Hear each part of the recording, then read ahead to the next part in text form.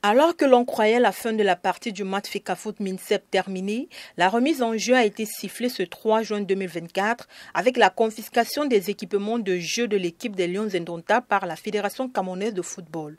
Cet acte de la fédération est une réponse violente de l'instance fêtière après que son staff ait été débouté au Hilton Hotel le 2 juin dernier. Présent au Hilton Hotel pour prendre ses quartiers en vue du regroupement des Lions Indomptables, le staff de la FECAFOOT a reçu une fin de non-recevoir. Après plus de 10 heures bloquées au hall de l'hôtel, la troupe menée par Blaise Ndjounan, secrétaire général de la Fédération camerounaise de football, s'en est allée. Le bus des Lions, pourtant déjà stationné devant l'hôtel, avec à son bord tout le matériel pour les séances d'entraînement, a lui aussi fait demi-tour. Des agissements qui démontrent à suffire que la partie est loin d'être terminée. La séance d'entraînement de ce lundi matin s'est faite dans des conditions assez particulières. Les joueurs ont effectué la marche sportive en civil.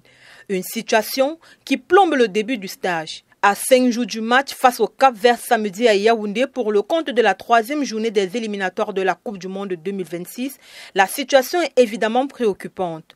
Face à ces événements, le secrétaire général de la Fédération camerounaise de football a rendu public ce 3 juin 2024 un communiqué dans lequel il relève que le comité d'urgence de la Fédération, réuni ce jour à 11 h, a pris acte de l'exclusion de la Fédération dans la préparation des rencontres devant opposer l'équipe nationale du Cameroun à celle du Cap-Vert et de l'Angola les 8 et 11 juin prochains à Yaoundé et à Luanda. Dans le même communiqué, la fédération dénonce des faits graves tels que le remaniement de l'encadrement technique nommé par le comité exécutif, seul compétent à l'espèce, par l'entraîneur sélectionneur Marc Brice. Par ailleurs, l'hôtel choisi par ce dernier pour des raisons que l'instance ignore a refusé le paiement convenu depuis plusieurs jours pour les commodités d'hébergement. De même, la FECAFOOT a constaté que des individus présents sur place prennent un certain nombre d'initiatives à la demande du ministère des Sports et de l'Éducation physique. Plus grave, argue-t-il, l'encadrement de la sélection nationale et le personnel de la FECAFOOT ont subi des intimidations de la part des forces de maintien de l'ordre, mobilisées massivement, empêchant ainsi toutes les opérations usuelles d'accueil. C'est donc pour ne pas être complice d'un trouble à l'ordre public et d'agissements qui méprisent à la fois les recommandations du président de la République, les règles et usages en vigueur lors des compétitions organisées par la FIFA, que la FECAFOOT a décidé de se retirer. Pourtant restés silencieux depuis le début de cette crise, certains joueurs sont sortis de leur réserve.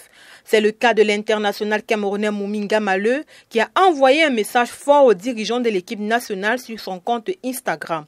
Chers membres de l'équipe nationale, le Cameroun et le football ne font qu'un depuis des années et le jeu a apporté au pays l'honneur et la reconnaissance au fil des ans. L'équipe nationale représente le pays dans sa joie et sa diversité et nous les joueurs comprenons la responsabilité et l'honneur de porter ce maillot. Cette responsabilité vous incombe aussi. Vous devez maintenir l'équipe apolitique et maintenir un climat sain autour de nous pour nous permettre de performer sans problème. Supplions donc d'outrepasser vos différences, de mettre l'ego de côté et rappelez-vous que nous sommes tous ensemble ici pour mettre le peuple camerounais sur la carte du monde et le rendre fier d'être une partie de notre pays. Après l'attaquant de Dynamo Moscou, c'est Oyongo Bitolo qui a pris le relais. Il invite les parties en conflit à savoir raison garder. Est-ce bien nécessaire cette guerre? Parce que ceux qui la souffrent sont les acteurs, dont les joueurs. Prenez juste conscience de la gravité des choses. Si jamais il y a des mauvais résultats, on s'en prendra aux joueurs. Donc s'il vous plaît, mettez les joueurs en condition pour travailler et donner de bons résultats contre le Cap-Vert et l'Angola. Que chacun mette son ego de côté.